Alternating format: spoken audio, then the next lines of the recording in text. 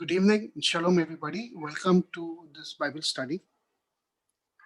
પ્રભુના નામમાં સલામ પાઠવતા અમે આજે સાંજે ફરીથી એકવાર તમને આવકારીએ છીએ. If you have been joining us, we've been studying the entire first 5 books of the Bible. અને જો તમે જાણતા હો તો આપણે આખા બાઇબલની જે પહેલી 5 પુસ્તકો છે એનો અભ્યાસ કરવા માંગીએ છીએ. So we have finished the book of Genesis and now we have entered the book of Exodus. અને જો તમે અમારી સાથે જોડાયેલા રહો છો તો તમને ખ્યાલ હશે કે આપણે ઉત્પત્તિનો પુસ્તક પૂરું કર્યું છે અને આપણે હવે નિર્ગમન તરફ આગળ વધી રહ્યા છીએ. And in the book of Exodus, we have read how the children of Israel went into exile and God has now removed them from exile.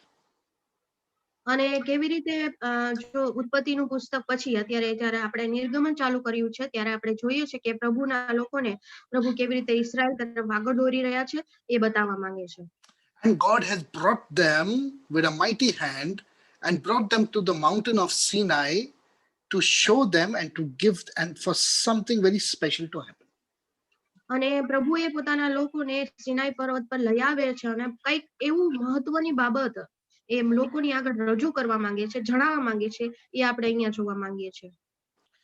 So now in chapter 19 of Exodus and chapter 20, we're going to read about the event that has happened that has never happened before this and something that will never ever happen again. અને જે 19મો અધ્યાય અને 20મો અધ્યાય જે આપણે જોવા માંગીએ છીએ એમાં જે બાબત લખેલી છે એ બાબત અત્યાર સુધી ક્યારે બની નથી અને હવે બને પણ નહીં, પણ આ બાબત વિશે આજે આપણે શીખવા માંગીએ છીએ. Now in chapter 19, let's read from verse 3. Can you read verse 3, 4 and 5? આપણે અહીં 19મો અધ્યાય અને ત્રીજી, ચોથી અને પાંચમી કલમ વાંચવા માંગીએ છીએ. અને ત્રીજી કલમ આ પ્રમાણે કહે છે, અને મૂસા ઉપર ચડીને દેવની હજુરમાં ગયો અને યહોવાએ પર્વત પરથી તેને હાક મારીને કહ્યું કે યાકૂબના ઘરના નહીં, આ પ્રમાણે કહી ઇસ્રાયેલ પુત્રોને જાહેર કર કે મેં મિસ્રીઓને જે વિતાડ્યું તથા કેવી રીતે હું તેમને ગરુડની પાંખો ઉપર ઉચકીને મારી પાસે લાવ્યો તે તમે દીઠું છે. તો હવે જો તમે મારું કહેવું માનશો અને મારો કરાર પાળશો તો સર્વ લોકોમાંથી તમે મારું ખાસ ધન થશો, કેમ કે આખી પૃથ્વી મારી છે. This is the reason why God took the Jewish people out of Egypt, because he had a role and a purpose for their life and for their existence. અને એટલા માટે જ પ્રભુ પોતાના લોકોને મિશ્રમાંથી કાઢી લાવ્યો, કેમ કે એના માટે એક હેતુ, પોતાના લોકોને માટે એક હેતુ એણે રાખી મૂકેલો હતો. He promised them saying, if you would obey me and be faithful to keep my covenant, then you shall be a treasured possession, a treasured people unto God among all peoples of the earth. અને અહીંયા એ પ્રમાણે કહે છે કે જો તમે મારી આજ્ઞાઓ એટલે કે મારું કહેવું માનશો અને મારો કરાર પાળશો તો સર્વ લોકોમાંથી તમે મારું ખાસ ધન થશો. For indeed all the earth is mine, says the Lord. અને પ્રભુ એમ કહે છે કે આખી પૃથ્વી એ મારી છે. Then he says, you shall be a kingdom of priests and a holy nation unto God. અને પછી એની કલમમાં એ પ્રમાણે કહે છે કે તમે યાજકોનું રાજ્ય તથા પવિત્ર દેશ જાતિ થશો. So God removed them out. Now he's telling them the plan for their lives. He's telling them the plan for the children of Israel, that you are going to be special to God. You're going to be a kingdom of priests and a nation, a holy nation, and you have a role to perform in this world. અને એટલા માટે જ પ્રભુ એમને એક ખાસ પ્રજા બનાવવા માટે એ દેશમાંથી, મિશ્રમાંથી કાઢી લાવ્યો. અને એ પ્રભુ એમ જણાવે છે કે હું તમને યાજકોનું રાજ્ય તથા પવિત્ર દેશ જાતિ, એવી દેશ જાતિ હું તમને કરીશ. And for the specific and the special purpose, God is doing a special event. Read from verse 9 to 13. અને એટલા માટે જ પ્રભુ એમના માટે કંઈક વિશેષ કરવા માંગે છે. એટલે અહીંયા 9મી કલમથી જો આપણે આગળ વાંચીએ તો અહીંયા આ પ્રમાણે લખવામાં આવ્યું છે, અને યહોવાએ મૂસાને કહ્યું કે જો હું ધાડા વાદળામાં તારી પાસે આવું છું, એ માટે કે જ્યારે હું તારી સાથે બોલું ત્યારે લોકો તે સાંભળે ને વળી તારા કહેવા પર તેઓ સદા વિશ્વાસ કરે. અને મૂસાએ લોકોને કહેવું યહોવાને જાહેર કર્યું. અને યહોવાએ મૂસાને કહ્યું કે તું લોકોની પાસે જઈને તેઓને આજે ને કાલે શુદ્ધ કર, ને તેઓ પોતાના વસ્ત્ર ધુવે ને ત્રીજા દિવસને માટે તૈયાર થાય, કેમ કે ત્રીજે દિવસે યહોવા સર્વ લોકોમાં દેખતા સિનાઈ ઉપર પર્વત ઉપર ઉતરશે. અને તું લોકોને માટે ચોગરદમ હદ ઠરાવીને કહે કે ખબરદાર રહેજો, પવિત્ર પર્વત પર ચડતા ના, ને તેની કોરને અડકતા ના, ને કોઈ પર્વતને અડકશે તે નિશ્ચય માર્યો જશે. જે કોઈ તેને હાથ અડકાશે તે પથ્થરે મરાયા વગર કે તીરથી વિંધાયા વગર રહેશે જ નહીં. પછી ગમે તો તે પશુ હોય કે માણસ હોય, પણ તે નહીં બચે. ત્યારે રણશીંગડું લાંબે સૂરે વાગે ત્યારે તેઓ ઢોળા ઉપર ચડીને પર્વત પાસે આવે. God is very, very holy and sanctified in his presence. અને અહીંયા આપણે જોઈએ છે કે પ્રભુ એ ખૂબ જ એવા પવિત્ર ઈશ્વર છે કે જેની હાજરીમાં કોઈ વ્યક્તિ એવી રીતે ઊભું રહી શકતું નથી. Nothing in this existence or in this world is of purity and the quality that God will be able to even touch or come next to. અને આ દુનિયામાં કોઈ એવી કોઈ શુદ્ધ વ્યક્તિ કે શુદ્ધ વસ્તુ નથી કે જે પ્રભુને અડકી શકે કે પ્રભુની નજીક જઈ શકે. So when God came down on Mount Sinai, he told Moses, I'm going to come down Mount Sinai and you will separate the mountain. You will sanctify it. You will make sure that nobody comes up this mountain when I descend. અને જ્યારે પ્રભુ મૂસાને કહે છે કે હું સિનાઈ પર્વત પર આવીશ તો તારે એ પવિત્ર પર્વતને તારે શુદ્ધ કરવાનું છે, પવિત્ર કરવાનું છે, અને તારે જણાવવાનું છે કે કોઈ તેને હાથ પણ અટકાડે નહીં. And I want you to keep this in mind, because by knowing that there is no human being who can approach God is going to be the fundamental understanding of learning the rest of the scriptures. અને હું તમને અહીંયા ખાસ જણાવવા માંગુ છું કે અહીંયા વચનોમાં જે પ્રમાણે લખેલું છે કે કોઈ પણ માણસ જાત એ પ્રભુને અડકી શકતા નથી. Now, we read also verse 14 and 15 where it says, and Moses came down from the mountain and told them to wash their clothes and be pure and be clean and do not come next to your wives, for a very, very spiritual reason which I'm going to explain to you today. અને અહીંયા જ્યારે પ્રભુ એને કહે છે ત્યારે મૂસા પર્વત પરથી ઉતરી આવે છે અને લોકોને શુદ્ધ કરે છે, તેઓના વસ્ત્રોને ધોવાનું કહે છે અને તેઓને કહે છે કે પોતાની પત્નીઓની પાસે જતા નહીં. અને એ ખાસ બાબત હું આજે તમને જણાવવા માંગુ છું. Because any act of sexuality or sexual immorality in the sight of God is it can be very, very, very impure, because humanity can take it and make it into a pervert act. અને જો આપણે અહીંયા જાતીયતા વિશે વિચાર કરીએ તો મનુષ્યની જે જાતીયતા છે એના લીધે પ્રભુથી માણસ ઘણી વખત દૂર થઈ જાય છે. તો આ બાબતથી ખાસ કરીને પ્રભુ દૂર રહેવાનું કહે છે. That's one reason. The second spiritual reason is that if they had to go with their wives, they would have brought down souls from the heavens to this world, and the souls that are in process of leaving the heaven and coming into this world would not be able to witness the event on Mount Sinai. So God says, put a stop to that souls coming down, and he is going to speak to only those people who are standing at Mount Sinai. અને જો એ પોતાની પત્નીઓ સાથેના જાતીયતાના સંબંધમાં આવશે તો પછી જે આત્માઓ છે એ પૃથ્વી પર ઉતરી આવશે અને જે બાબત પ્રભુ લોકોને જણાવવા માંગે છે, જે સ્પષ્ટતા પ્રભુ લોકોની સાથે કરવા માંગે છે, એ થઈ શકે નહીં. So you'll have to understand these things. It's very, very important. Now, in verse 16, it says, on the third day in the morning, there was a loud voices and there were lightning, અને and a અહીંયા and a thick cloud was upon the mountain. અને અહીંયા 16મી કલમમાં આ પ્રમાણે લખવામાં આવેલું છે અને ત્રીજે દિવસે સવારમાં એમ થયું કે ગર્જના તથા વીજળી તથા પર્વત પર ગાઢું વાદળું તથા રણશિંગડાનો બહુ મોટો અવાજ થયો અને તેથી છાવણીના સર્વ લોકો ધ્રુજી ગયા. In the Bible, in the English translation and all the other translations, it says there was thunders and lightning. But I want to make you very, very specifically know. It uses the word voices and lightnings.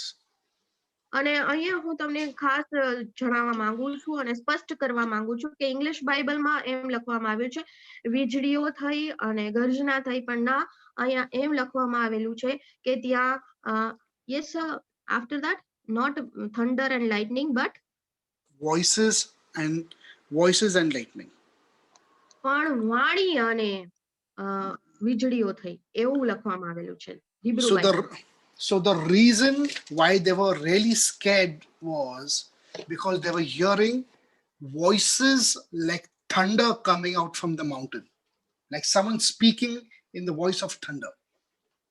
અને એટલા માટે એમ લખવામાં આવેલું છે કે વાણીઓ થઈ એટલે કે ગર્જના થઈ, જે ઘૂઘવાટ હોય, અવાજ હોય, એ એટલો બધો જોરદાર હતો કે એ વાણી જાણે કે ગર્જનાની જેમ થતી હોય એવું લાગે છે. And at that point of time, they realized that it was not an energy, it was not a fire, it was not some supernatural event. It is a living being, a living existence that is talking to them from the mountain, and that was very, very scary for the children of Israel. અને આ કોઈ એવી સામાન્ય બાબત નથી કે એ કોઈ વીજળી નથી કે એ કોઈ વ્યક્તિ નથી, પરંતુ એ તો એક અજાયબ જેવા ઈશ્વર, જે જીવતા ઈશ્વર, જે તેમની સાથે વાત કરે છે, એનો એ અનુભવ છે. You know, they never knew God. The children of Israel, they never knew what to expect. They thought that it's going to be light, fire, entity, some kind of power, some kind of this thing. But when there was voices speaking to them, that's the time they got scared, because now they realized that there is some human-like entity that is all powerful on that mountain, and that's a very scary thing, friends. ઇઝરાયલના લોકો પહેલા એવું જાણતા નતા કે એ લોકોને ખબર નથી કે ત્યાં કોઈ એવી વ્યક્તિ હશે, પણ એ લોકો એમ માનતા હતા કે કોઈ વીજળી હશે કે કોઈ એવો અવાજ હશે, પરંતુ અહીંયા તો એક પ્રભુ ઈસુ, પ્રભુ પોતે યહોવા બાપ પોતે એમની સાથે વાત કરે છે. એ અહીંયા એ લોકો જ્યારે જાણે છે ત્યારે તેઓ ધ્રુજી ઉઠે છે અને એ વાણી અને એ ગર્જનાનો અવાજથી તેઓ લોકો, ત્યાંના લોકો જે ઉભા હતા તે ધ્રુજવા માંડે છે. Read verses 17 till 19. અને 17મી કલમથી આગળ આપણે જો વાંચીએ તો લખવામાં આવેલું છે, અને દેવને મળવા સારું મૂસાએ લોકોને છાવણી બહાર કાઢ્યા અને તેઓ પર્વતની તળેટીમાં ઉભા રહ્યા અને આખા સિનાઈ પર્વત પર ધુમાડો થયો, કેમ કે યહોવા તે પર અગ્નિ દ્વારા ઉતર્યો અને તે ધુમાડો ભઠ્ઠીના ધુમાડાની માફક ચડ્યો ને આખો પર્વત બહુ કાપ્યો. અને જ્યારે રણશિંગડાનો સાદ વધારે ને વધારે મોટો થતો ગયો ત્યારે મૂસા બોલ્યો ને દેવે તેને વાણી દ્વારા ઉત્તર આપ્યો. Oh, wonderful. This is such an amazing event that even if you try to imagine what it is, you will be filled with a sense of bewilderment and sense of awe.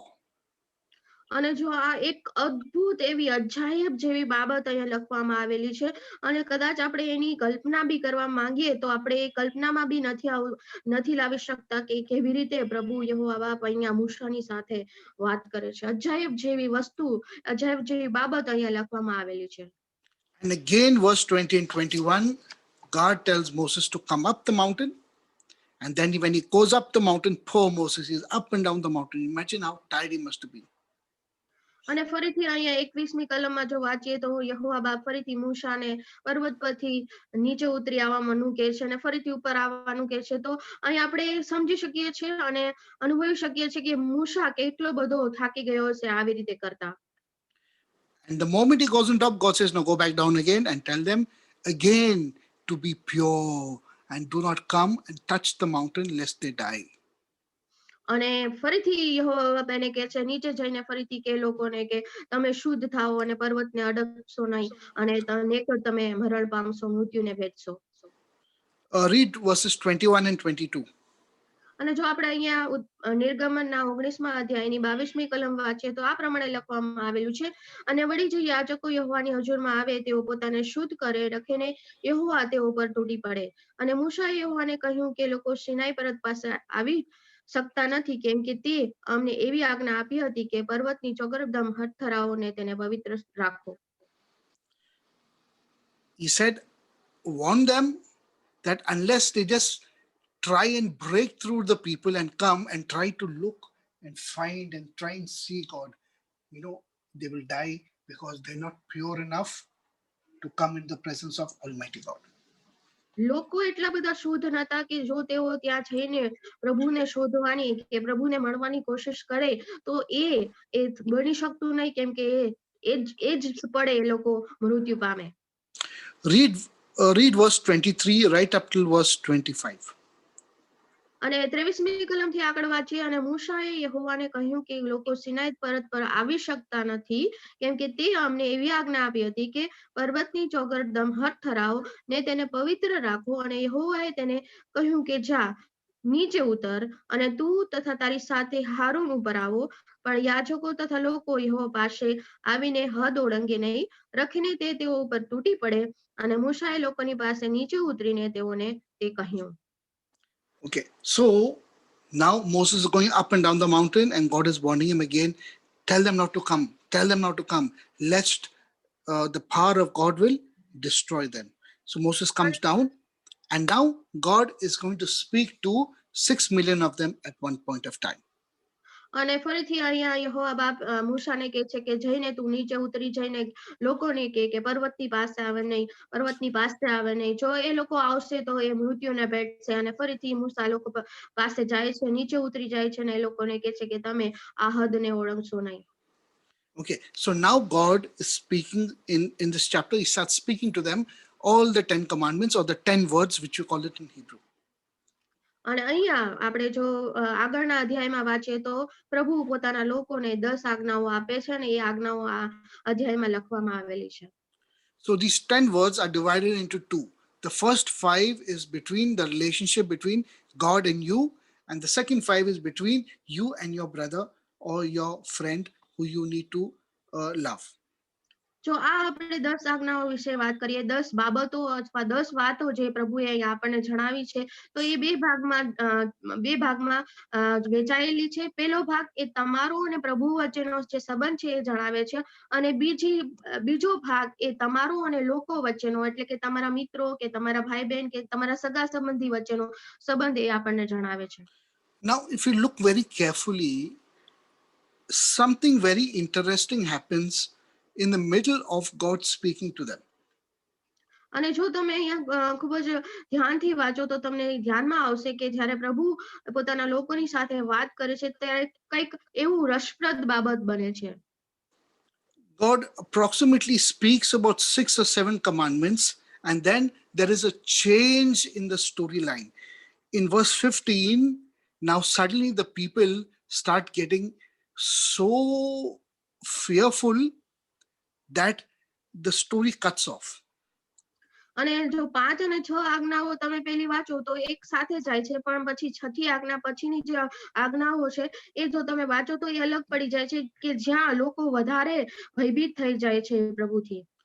Can you read verse 15 to 18? અને જો આપણે અહીંયા 15મી કલમથી આગળ વાંચીએ તો લખવામાં આવેલું છે તું ચોરી ન કર, તું તારા પડોશી વિરુદ્ધ જૂઠી સાક્ષી ન પૂર, તું તારા પડોશી ના ઘર પર લોભ ન રાખ, તારા પડોશી No, 15 to 18. I'm reading that one only, sir. 20 words means chapter 20, 15 I am starting. તું ચોરી ન કર. From there it is. Oh, 15 okay, to 18. okay, Yeah. okay. તું ચોરી ન કર, તું તારા પડોશી વિરુદ્ધ જૂઠી સાક્ષી ન પૂર, તું તારા પડોશીના ઘર પર લોભ ન રાખ, તારા પડોશીની સ્ત્રી કે તેનો દાસ કે તેની દાસી કે તેનો બળદ કે તેનું ગધેડું કે તારા પડોશીનું જે કંઈ હોય તે પર તું લોભ ન રાખ. અને સર્વ લોકોએ ગર્જના તથા વાણી, વીજળી તથા રણસીગડાનો સાથ તથા ધુમાડતો પર્વત દીઠા. અને તે જોઈને લોકો ધ્રુજારી છૂટી ને તેઓ આઘા ઉભા રહ્યા. And they all, when they heard this, they all stood at a distance and they fell back and they moved away back from the mountain because they were fearful for their lives. અને આ જે પ્રભુએ એમને વાત જણાવી, જે આજ્ઞાઓ જણાવી, એ સાંભળીને એ લોકો એટલા બધા ભયભીત થઈ ગયા અને લોકો એ ગર્જના અને વીજળીનો અવાજથી એટલા બધા ધ્રુજી ગયા કે તેઓ ત્યાંથી આઘા ઉભા રહી ગયા. And friends, I want to tell you, this is very, very important to understand. God was speaking his commandments, or not his commandments. God was speaking his likes and his dislikes to the children of Israel. But the children of Israel was not able to receive it properly. અને જો આપણે અહીંયા જોઈએ તો વચનમાં પ્રભુ પોતાની વાત, પોતાની જે ગમતી અને ન ગમતી બાબતો લોકોને જણાવવા માંગે છે, પણ લોકો એ બધું એને પ્રાપ્ત કરવાને માટે કે એ પ્રમાણે કરવાને માટે અહીંયા તૈયાર નથી એવું લાગે છે. They were so overwhelmed with fear and mountain and fire and thunders and lightning and voices and all this great spectacle that they forgot that God was Hello, trying to. sir, can you just repeat They were so the last word? they were so overwhelmed with the mountain and the Yes, fire. sir. Can you just repeat? Repeat what? Hello? I can hear Prerna, I can hear him. Hello. Can you hear me? Hello?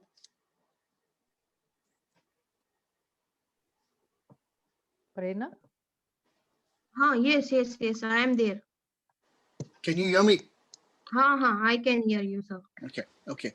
I'm saying that the people were so overwhelmed with fear about the mountain, the fire, the voices, the thunders, the lightning, that they forgot that God was trying to speak to them. અને એટલા બધા લોકો અહીંયા બી જાય છે કે એ વખતની ગર્જનાઓ, વીજળી અને રણશીંગડાનો અવાજ એ અને ધુમાડો જે પર્વત પર એ લોકો દીઠો એનાથી લોકો એટલા બધા ભયભીત થઈ જાય છે કે એ લોકો ત્યાંથી આઘા જતા રહે છે દેવની હજુરમાંથી. This great, wonderful, almighty God with all his power was trying to speak some words to them. They were not listening to the words, but they were overwhelmed with everything else which was happening. So they got fearful. અને આપણા ઈશ્વર તો એવા મહાન ઈશ્વર છે કે જે લોકો સાથે વાત કરવા માંગતા હતા, પોતાની બાબતો જણાવવા માંગતા હતા, પોતાની વાત જણાવવા માંગતા હતા, જ્યારે લોકો એ બાકી બધી વસ્તુઓ પર એટલે કે પોતાના ભય પર, ગર્જના પર, વીજળી પર, રણશીંગડાના સાથ પર એ બધી બાબતો પર વધારે ધ્યાન આપતા હતા, જ્યારે પ્રભુ જે બાબત એમને જણાવવા માંગતા હતા એ તરફ એ લોકોનું ધ્યાન નહોતું. If they were only able to hear God, because God was speaking to them and trying to have a conversation with them, then the history of this Bible would have been very, very different. But that's not what happened. અને જો ખરેખર તેમણે પ્રભુએ જે બાબતો એમને જણાવતા હતા, જે વાતો એમને કહેતા હતા, જો ખરેખર એમણે એ બાબતો અને એ વાતોને માની હોત, સાંભળી હોત, તો અત્યારે જે બાઇબલ જે આપણને જણાવે છે એ કંઈક અલગ જ બાબત હોત. પણ અહીંયા પ્રભુની વાતને એ લોકો સાંભળવાને માટે તૈયાર નહોતા. At this point, I want to tell you something also about the personality of God. અને અહીંયા હું તમને એક બાબત એ પણ જણાવવા માંગુ છું કે પ્રભુનું અહીંયા વ્યક્તિત્વ કેવું છે એ આપણે સમજવા માંગીએ છીએ. When God speaks, it is a finality for all creation. અને જ્યારે પ્રભુ બોલે છે એ સંપૂર્ણતાની નિશાની છે બધા લોકોના માટે, એટલે કે એ વસ્તુ થવાની છે અને થશે જ. It is perfect and absolute truth that comes out from the presence of God. અને એ સંપૂર્ણતા છે અને એ સંપૂર્ણ સત્ય છે કે એ બાબત બનશે. It is established and it is definitive. That means the words that he speaks is reality. અને અહીંયા એનો મતલબ એમ થાય છે કે એ બાબત બનીને જ રહેશે, એ બાબત બનશે અને એ એક સત્યતા છે જે અહીંયા લખવામાં આવેલી છે. So when he was speaking to the children of Israel, he was literally writing his likes, his dislikes, and his wishes in the hearts of the children of Israel. અને જ્યારે અહીંયા પ્રભુ લોકોની સાથે વાત કરે છે, એ લોકોને જણાવે છે પોતાની ગમતી બાબતો અને પોતાને જે બાબતમાં જે બાબતો નથી ગમતી એ ચોખ્ખે ચોખ્ખું અહીંયા લોકોની આગળ રજૂ કરે છે. If they had listened, the words that were coming from God would have been established in their hearts and in their beings. અને જો ખરેખર એમણે એ બાબતો, એ વાત છે પ્રભુ એમને જણાવે છે પોતાની, એ ખરેખર જો એમણે સાંભળી હોત તો એ લોકોએ એમને પાડી હોત અને એ આજ્ઞાઓનું એ લોકો અનુસર્યા હોત. But they got so overwhelmed and fearful, they refused God speaking to them. અને એ લોકો એટલા બધા ગભરાયેલા હતા, ભયભીત થયેલા હતા કે તેઓ પ્રભુની વાત સાંભળવાને બદલે બાકી બધી બાબતો પર વધારે ધ્યાન આપતા હતા. So in verse 16, they tell Moses, Moses, you go, you speak to God, and whatever God tells you, you write and give it to us, we will obey. અને એટલા માટે એ લોકો મૂસાને કહે છે કે તું પ્રભુ પાસે જા અને પ્રભુ જે કંઈ કહે છે એ તું લખીને લઈ આવ અને એ પ્રમાણે અમે કરશું. Because if God speaks to us, we will die, because we do not want God to interact with us directly. અને અમે જો પ્રભુ સાથે ડાયરેક્ટલી એટલે સીધી સીધી વાત કરશું તો કદાચ અમે મૃત્યુને ભેટ્યા, એટલે અમે પ્રભુ સાથે સીધી વાત કરવા માંગતા નથી. તું જઈને પ્રભુ પાસે જા અને વાત જે પ્રભુ જણાવવા માંગે છે એ લખીને લઈને આવ, એવું લોકો કહે છે. And Moses is telling them, do not be afraid, because actually God wants to make you pure so that you can come to the mountain and you could meet with God, and that your purity will be able to bring you into the presence of God Almighty. Do not be afraid. He's only testing you to see how you would react. અને મૂસા અહીંયા લોકોને એમ જણાવે છે કે તમે બીઓમાં ભયભીત ન થાઓ, માત્ર તમે પોતાને શુદ્ધ કરો કે જેથી કરીને તમે પ્રભુની હજુરમાં આવી શકો અને પ્રભુનો હાજરા હજુર અનુભવ કરી શકો. Read verses 17 and 18. 17મી કલમ અને 18મી કલમ of chapter 20, sir. Yeah, so chapter 20, Moses answered the people, be not afraid, for God has come only in order to test you, and in order that the fear of him may be with you, so that you do not go astray. So the people remained at a distance while Moses approached the thick cloud where God was. That's the verse I want. 20મી કલમ અને 21મી કલમ અને આપણે અહીંયા વાંચીએ. અને મૂસાએ લોકોને કહ્યું કે બીહોમાં, કેમ કે દેવ એ સારું આવ્યું છે કે તે તમારી પરીક્ષા કરે ને તેનું ભય તમારી સમક્ષ રહે ને તમે પાપ ન કરો. અને લોકો આગા ઉભા રહ્યા ને જે ઘોર અંધકારમાં દેવ હતો તેની પાસે મૂસા ગયો. So the plan of God initially was to come on the mountain, make everybody holy and sanctified, and at some point of time they would be all able to come into the presence of God and to commune with him and to communicate with him. But yeah, sorry. અને અહીંયા પ્રભુનું આયોજન એ હતું કે બધા લોકો શુદ્ધ થાય, બધા લોકો પવિત્ર થાય અને પ્રભુની હજુરીમાં આવે અને એવી રીતે પ્રભુની સાથે એ લોકો વાત કરે, પ્રભુની સાથે પ્રભુને મળે, એવી પ્રભુની ઈચ્છા હતી. But the people refused. They said, we do not want to do this. You take instructions and we will follow. અને પ્રભુ અહીંયા જ્યારે જોઈએ છે ત્યારે લોકો એ પ્રભુની પાસે આવવા તૈયાર થતા નથી. એ લોકો એનો નકાર કરે છે અને મૂસાને એમ કહે છે કે તું જા, તું જઈને આજ્ઞાઓ લઈને આવ અને અમે એ પ્રમાણે કરીશું. This is the start of the change of the story, how they are constantly putting a spoke in the plan of God. અને અહીંયા આપણે એ બાબત જાણવા મળે છે કે કેવી રીતે એ પ્રભુના જે માર્ગ પ્રભુએ તૈયાર કરેલો છે, પ્રભુનું જે આયોજન છે એ વચ્ચે એ લોકો એક અવરોધ લાવી દે છે. Now God knows where this is going, what is going to happen, because since they've refused, they're going to ask for this, and when they ask for this, that is going to happen. God knows everything. So ultimately what happens is that Moses is called up to the mountain, and God writes on the stone, on sapphire stone, the same words, and gives it to Moses. અને પ્રભુને બધી ખબર હતી કે શું બનવાનું છે. જો પ્રભુ આજ્ઞા આપશે અને શું બનવાનું છે એ બધી બાબત પ્રભુ જાણતા હતા. એટલા માટે પ્રભુ મૂસાને પર્વત પર બોલાવે છે અને પ્રભુ શિલાપાટી પર એ જે આજ્ઞાઓ હતી એ મૂસાને લખીને આપે છે અને મૂસા એ લઈને આવે છે.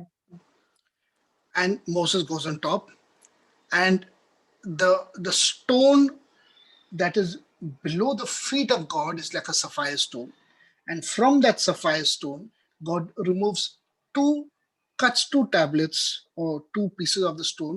He writes that in fire, in divine light, those words are written in that stone like beautiful jewels, and he gives it to Moses. અને જ્યારે મૂસાને પ્રભુ સિનાઈ પર્વત પર બોલાવે છે ત્યારે પ્રભુ યહોવા બાપ એ પથ્થરને હાથમાં લે છે અને એને બે શિલાપાટીઓમાં વહેંચી દે છે અને એ શિલાપાટીઓ પર એ અગ્નિથી એ અગ્નિની જ્વાળાથી એ પર લખે છે અને એ તો ખૂબ જ કિંમતી એક ભેટ તરીકે પ્રભુ એને મૂસાને આપે છે. So when this is happening, I want you to know, when all this is happening, God is also instructing him of many other things besides writing these commandments on the stone and giving it to him. ત્યારે મૂસાને પ્રભુ આ આજ્ઞા આપતો હતો અને પ્રભુ યહોવા બાપ લખતા હતા. તેની સાથે સાથે બીજી ઘણી બધી બાબતો એ મૂસાને યહોવા બાપ જણાવતા હતા. Okay, so the next few chapters is about the Lord instructing Moses about all the commandments, about how to deal with the children of Israel, how to make the tabernacle, how to build the ark, how to do the sacrifices, and all those instructions are given to him while Moses is on the mountain for 40 days and 40 nights. મૂસા જ્યારે 40 દિવસ અને 40 રાત પ્રભુ યહોવા બાપ સાથે સિનાઈ પર્વત પર હતો ત્યારે પ્રભુ યહોવા બાપ આ આજ્ઞાઓની સાથે બીજી ઘણી બધી બાબતો અને ઘણા બધા વચનો અને ઘણી બધી આજ્ઞાઓ મૂસાને કહે છે કે કેવી રીતે ઇસ્રાયેલ પુત્રોની સાથે તારે વ્યવહાર કરવો, કેવી રીતે એ લોકોને જણાવવું કે કેવી રીતે માંડવા બાંધવા અને કેવી રીતે રહેવું, એ બધી બાબતોની નોંધ એને આપતો હતો અને પ્રભુ યહોવા બાપ એને જણાવતા હતા. Now we have to jump 12 chapters from 20 to chapter 32 to connect back to the story, because all these 12 verses are the instructions that God is giving to Moses on the mountain. હવે આપણે અહીંયાથી સીધા આપણે 21 માંથી સીધા 30 માં અધ્યાય તરફ આગળ વધવા માંગીએ છીએ, કેમ કે જે આજ્ઞાઓ પ્રભુ યહોવા બાપે મૂસાને આપી છે એ તરફ આપણે વધારે ધ્યાન આપવા માંગીએ છીએ. So the original plan of God was to bring the children of Israel to a very high spiritual level of existence, to bring them to a high level of purity in this world, almost like the Garden of Eden where Adam and Eve were.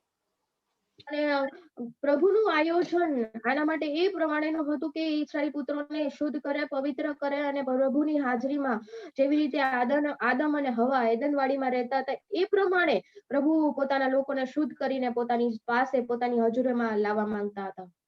But while Moses was on the mountain with God, taking the instructions and the commandments, something very serious is happening down below with the children of Israel.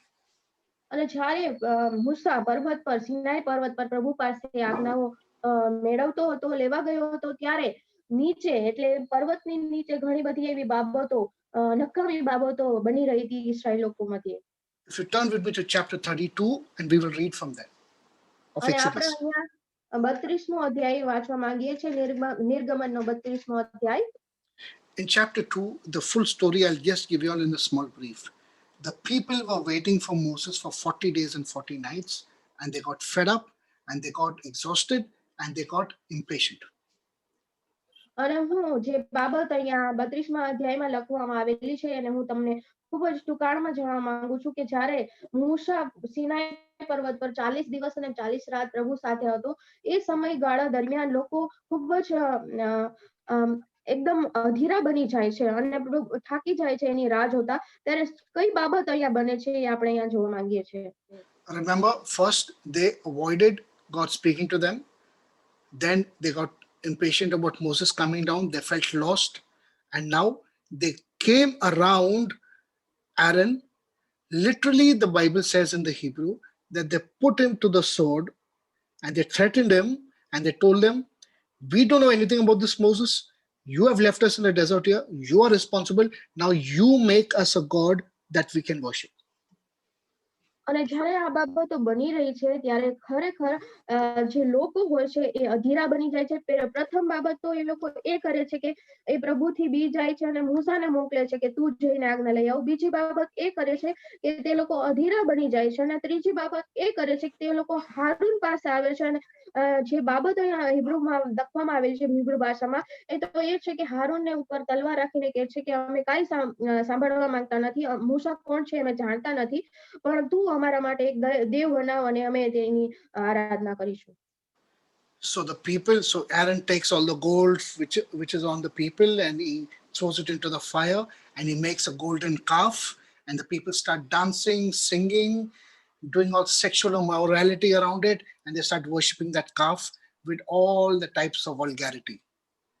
અને પછી હારૂન લોકોની વાતમાં આવીને એ લોકોની પાસેથી સોનાની વસ્તુઓ લઈને એમાંથી એક વાછરડું બનાવે છે અને એ વાછરડાની આસપાસ લોકો નાચતા હતા, આનંદ કરતા હતા અને દુનિયાવી જે જાતીય બાબતો છે એમાં એ લોકો રસપ્રદ બની ગયા હતા. Read verse 7 and 8. 7મી કલમ આ પ્રમાણે કહે છે કે યહોવાએ મૂસાને કહ્યું કે જા નીચે ઉતર, કેમ કે તારા જે લોકોને તું મિશ્ર દેશમાંથી કાઢી લાવ્યો તેઓ ભ્રષ્ટ થઈ ગયા છે. જે માર્ગ મેં તેઓને ફરમાવ્યો હતો તેમાંથી તેઓ વહેલા ભટકી ગયા છે. તેઓએ પોતાને સારું ઢાળેલું વાછરડું બનાવ્યું છે ને તેની પૂજા કરી છે ને તેને અર્પણ ચડાવ્યું છે ને કહ્યું છે કે હે ઇસ્રાએલ, તને મિશ્ર દેશમાંથી કાઢી લાવનાર દેવ તે આ છે. And friends, this incident now has changed the full plan of God, because the plan of God was to rectify the world through Israel. So God has to put this entire plan on hold now, and he tells Moses, go down and see what these people are doing. And God has become very angry now. God has become very angry. અને અહીંયા જે બાબત આપણે જોઈએ છે જે બિના બને છે એના પરથી પ્રભુ ખૂબ જ ગુસ્સે થઈ જાય છે. અને જે પ્રભુનું જે આયોજન હતું કે પોતાના લોકોને શુદ્ધ કરે, પવિત્ર કરે અને એમની હજુરીમાં લાવે, એ બાબત આખી બદલાઈ જાય છે. અને હવે પ્રભુ એ મૂસાને કહે છે કે જા તું નીચે જા, તારા લોકોની પાસે તે લોકો ભ્રષ્ટ થઈ ગયા છે. So Moses comes down, and while he is coming down with his beautiful sapphire stones with the words of God written in divine fire in it, he takes it and it falls from his hand and he breaks it, and he takes the sapphire stones, he crushes it in water, and he makes the people drink it because they have sinned a great sin in the sight of God.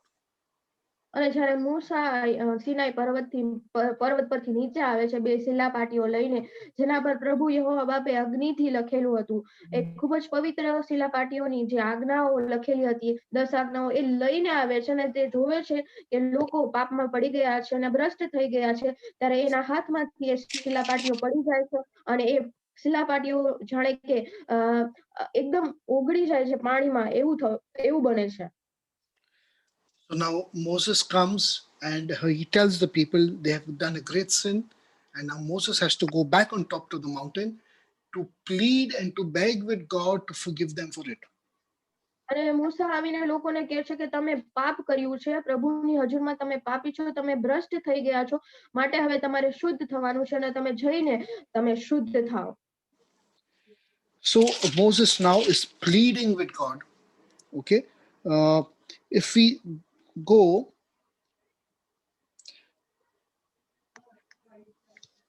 in verses,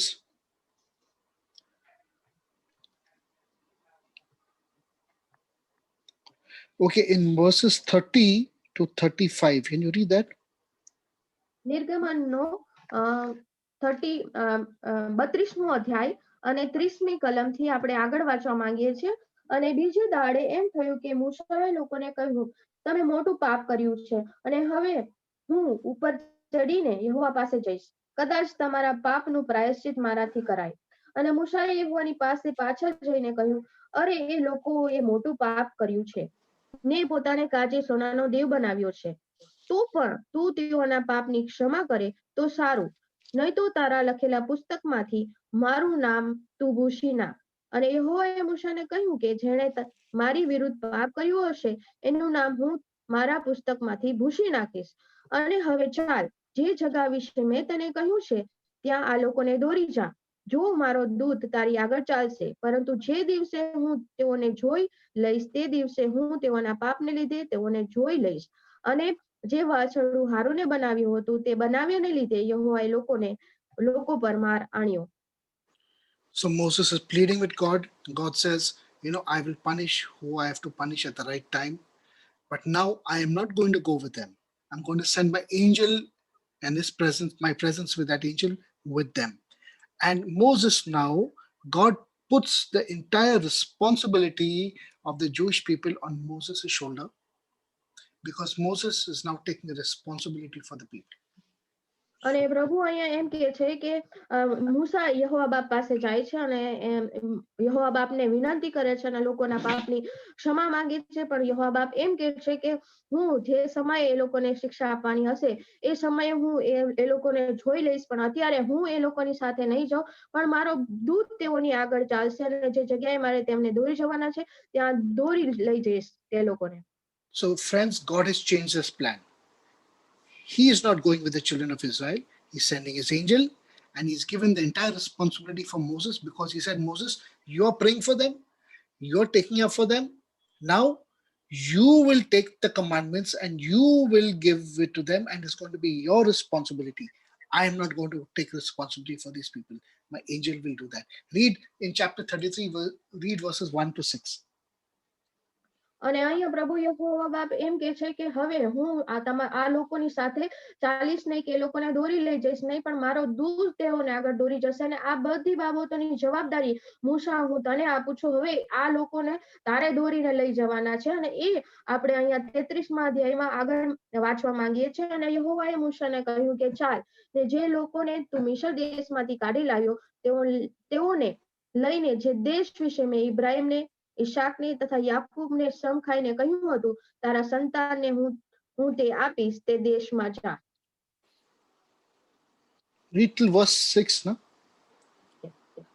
અને તારી આગળ હું દૂતને મોકલીશ અને કનાની તથા અમોરી તથા હિતી તથા પરિઝી તથા હિવી તથા યબૂસીને હું હાંકી કાઢીશ. એટલે દૂત તથા મધની રેલમછેલ વાળો દેશમાં જા. તું તો હઠીલી પ્રજા છે, માટે હું તારી મધ્યે ચાલીશ નહીં. રખેને હું રસ્તામાં તારો સંહાર કરું. અને લોકોએ આ માઠી ખબર સાંભળીને વિલાપ કર્યો અને કોઈએ પોતાના ઘરેણાં પહેર્યા નહીં. અને યહોવાએ મૂસાને કહ્યું, ઇસ્રાયેલ પુત્રોને કહે, તમે હઠીલી પ્રજા છો. જો હું એક પડવારમાં તારી મધ્યે આવું તો હું તારો સંહાર કરું. તો હવે તારા ઘરેણાં ઉતાર, કે મારે તેને શું કરવું તે હું જાણું. Okay, you read till verse 6? Yeah, till 6. Yeah. For God says, if I have to go with you, he's telling the people, I will destroy you in a moment. Now then, અને યહોવા બાપ અહીંયા કહે છે કે જો હું તારી પાસે એક પળ બી આવું તો હું તારો સંહાર કરી નાખીશ. એવું એટલા ભયંકર તારા પાપ છે. So friends, we've studied something very important. Now, from this point of time till the time of our Lord Jesus, the entire responsibility of giving the Torah, keeping the Torah, the instructions of God, is on the responsibility of Moses. That is why even till today, the Jewish people consider Moses a very, very great prophet, the only અને greatest prophet. અને અત્યાર સુધી આપણે જોયું કે જે આજ્ઞાઓને પ્રભુએ યહોવા બાપે આપી એ તો હવે બધી જવાબદારી કોના પર આવી જાય છે? મૂસા પર આવી જાય છે કે મૂસાએ એ બધી આજ્ઞાઓ લોકોને જણાવવાની છે ને એ લોકોને પાડતા શીખવાનું છે. એટલા માટે જ અત્યારે જે યહૂદી લોકો છે એ મૂસાને એક મહાન પ્રબોધક, એક મહાન યાચક માને છે.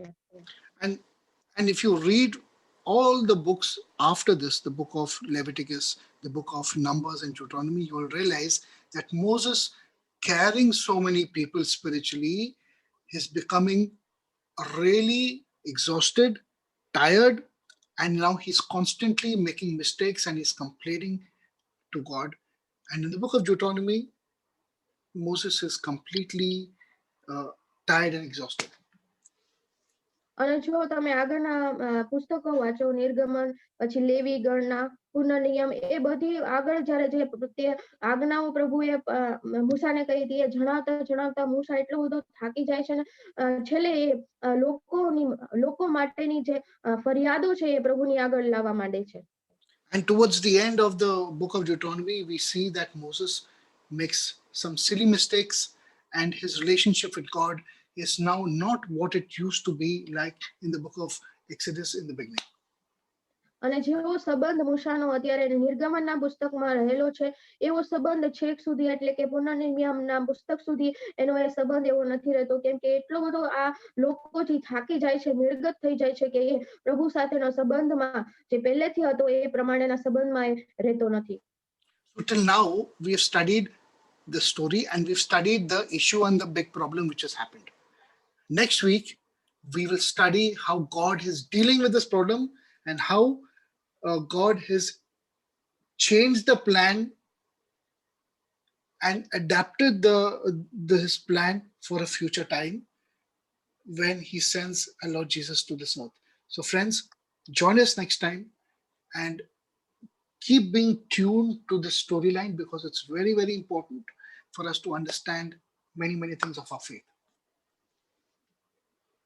તો અહીંયા આપણે જોઈએ એ પ્રમાણે કે પ્રભુ યહોવા બાપ પોતાનો જે આયોજન છે લોકો માટે અહીંયાથી બદલી નાખે છે અને પછી પ્રભુ કેવી રીતે લોકોને આગળ લઈ જાય છે અને કેવી રીતે એ પ્રભુ એક આયોજન બનાવે છે કે પ્રભુ ઈસુ ખ્રિસ્ત આ પૃથ્વી પર આવે અને લોકોનું શુદ્ધિકરણ કરે, લોકોને પવિત્ર કરે અને પ્રભુની હજુરમાં પરત લાવે, એ બધી બાબતો આપણે આગળ શીખવા માંગીએ છીએ. માટે તમે અમારી સાથે આવી રીતે જ આ વચનોમાં જોડાયેલા રહો જેથી કરીને અમે આ વચનોમાં તમે આગળ દોરી જઈ શકીએ અને જણાવી શકીએ અને શીખવી શકીએ અને આ દ્વારા તમે આશીષ પામો અને આજના સાંજની તમને સલામ પાઠવીએ છીએ. So friends, till next Wednesday 8 o'clock, God bless you and good night and shalom. અને આવતા વીકમાં આવતા સમયે આવતા બુધવારે ફરી મળીએ ત્યાં સુધી બધાને પ્રભુની સલામ અને શુભરાત્રી.